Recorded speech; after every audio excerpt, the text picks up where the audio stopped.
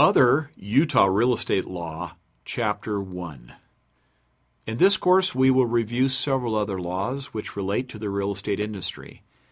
Many of the laws we will cover are fairly short and narrow in scope, so we will cover several different Utah laws. Course outline, Chapter 1, Real Estate Education, Research, and Recovery Fund.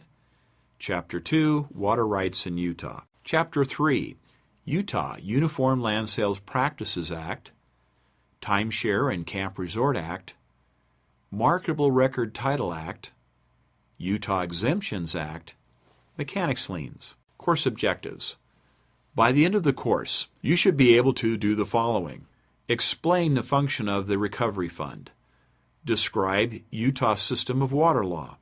Give a brief description of other Utah laws reviewed. Explain who may file a mechanics lien. Recovery Fund. The Real Estate Recovery Fund Act was originally passed in 1975. The purpose of the act was twofold. 1. The act established a fund which would reimburse members of the public for damages caused by individual real estate licensees. 2. The same fund would provide funding to improve the real estate industry through education and research. Note, the first purpose was to reimburse damages caused by individual licensees. The Act specifically does not apply to damages caused by corporations or other types of entities. While we will discuss the particulars of the Act throughout this chapter, the following is a brief illustration of its purposes. Let's assume a real estate licensee violates part of the real estate law and their client suffers damages as a result. The client may have the option to seek reimbursement for damages incurred from the fund we just mentioned. In this example, we are oversimplifying the process and will address more of the details shortly. Let's address the other purpose of the fund. The division wants to produce a video to educate all real estate licensees concerning loan fraud. The production of the video is for the improvement of the industry and may be funded through the fund we mentioned. The official name of the fund we have been discussing is the Real Estate Research, Education, and Recovery Fund. The fund is administered by the Division of Real Estate. The fund is funded by two sources. Number 1, license fees, and number 2, fines. In our Utah law courses, we discuss the division's ability to assess fines to those found guilty of violating real estate laws and rules. When these fines are paid, the funds are deposited into the Real Estate Research, Education, and Recovery Fund. When a new licensee applies for a real estate license, a recovery fund fee is assessed. The same assessment is made when a licensee renews their license. Currently, the recovery fund fee is $12 for sales agents and $18 for principal brokers or associate brokers. Let's discuss details covering the first purpose of the fund, reimbursing members of the public.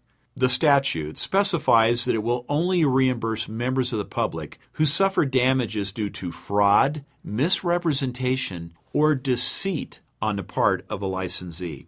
A licensee may very well have done something which caused a member of the public to suffer damages. However, the fund will only be available for a reimbursement if the licensee's act involved fraud, misrepresentation, or deceit.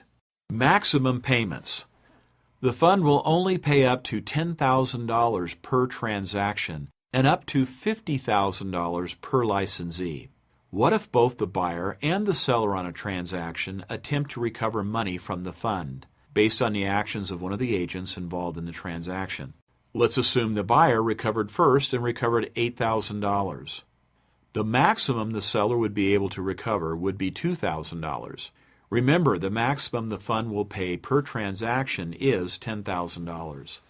Let's assume the same agent has made mistakes on many transactions. Several buyers and sellers are attempting to recover money from the fund based on the actions of the agent. 5 buyers each recover $10,000. What happens to the 6th buyer attempting to recover money from the fund? Since $50,000 has already been paid out of the fund, no additional funds will be disbursed as a result of the actions of the licensee in question. Please note, This is the case regardless of the nature of future claims. If the fund disburses money on behalf of a licensee, the licensee's license is automatically revoked. The licensee may not apply for a new license until they have repaid the fund. If a licensee repays the fund in hopes of obtaining a license again, the money disbursed from the fund must be repaid with interest. The interest rate is set by the Division of Real Estate.